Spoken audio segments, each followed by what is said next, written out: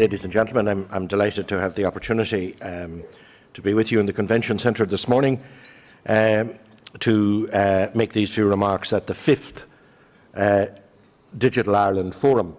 And I'd like to start by thanking Silicon Republic for inviting me here again.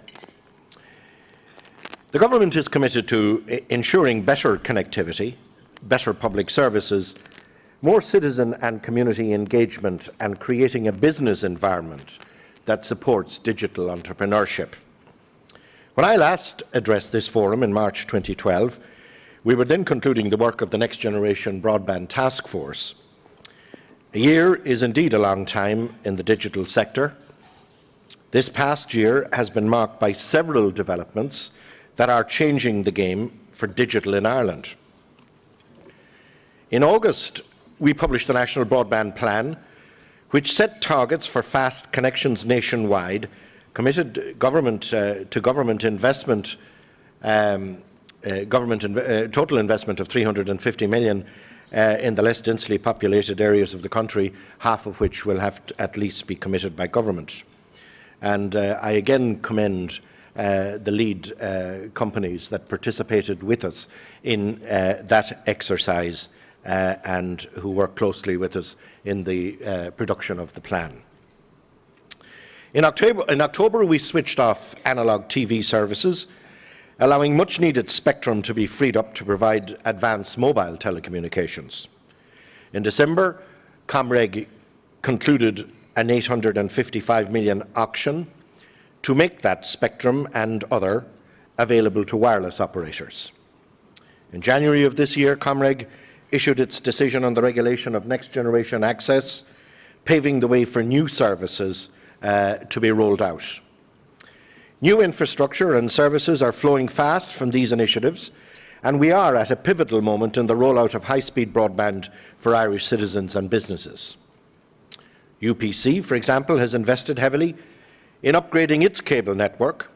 Almost 700,000 homes passed by UPC already have access to 150 megabits broadband. Eircom has embarked on an ambitious rollout of fibre and expect to have passed 1 million premises by the end of this year. It will launch its new fibre-based product next month, making high-speed services immediately available to 250,000 premises. The ESB is working on a project in terms of using its own network in terms of the rollout of fibre. Mobile operators are preparing for the launch of advanced 4G technologies following the spectrum auction of last year.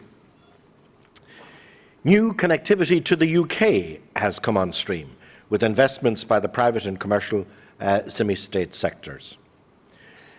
For those areas that are not viable for commercial companies, my department has commenced work on a large-scale public procurement that will deliver speeds of 30 megabits. A team of consultants, we have an Energy Council next week in Dublin, but very quickly after that I will be announcing the appointment of consultants to assist in the process of the mapping work that is necessary to accompany our application. The National Broadband Plan commits to ensuring that at least 30 megabits broadband is available across the whole of Ireland within the lifetime of this government. We will do so by supporting and encouraging commercial investment and by investing state funds in areas which are not commercially viable. The plan also recognised the role that the state can play in stimulating demand for high-speed broadband services and committed to a national digital strategy. While the focus in 2012 was in getting the policy environment right for next-generation broadband infrastructure, my top priority in 2013 is to foster greater digital engagement and use of the emerging infrastructure and services. The National Digital Strategy will be published in the next couple of weeks. Its purpose is not, however, merely to stimulate demand for demand's sake.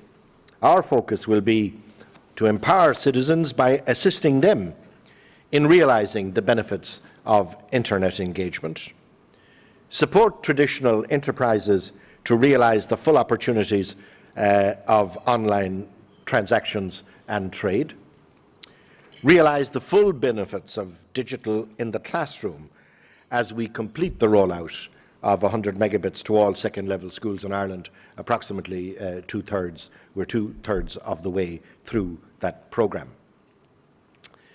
And of particular note to the audience here today, we will provide continued support for Ireland's digital enterprises and entrepreneurs.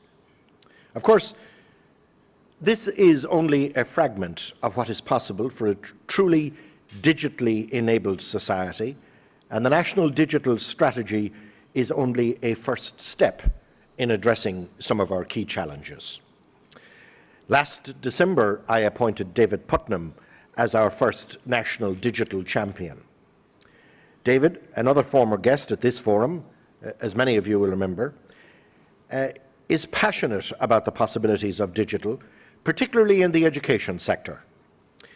He is a strong and influential advocate for digital adoption, and working with the department, he will be engaging with your sector over the coming months with a view to challenging our assumptions and realising some key goals that will be set out in the National Digital Strategy. One of these goals is to get more small Irish enterprises trading online. CSO statistics suggest that as few as 23% of SMEs are trading online. In contrast, Irish consumers are spending just short of $4 billion every year online. I think as much as 76% of that commerce is imported from outside, which highlights the necessity for our own companies here to be able to compete. And we want to turn this challenge into an opportunity.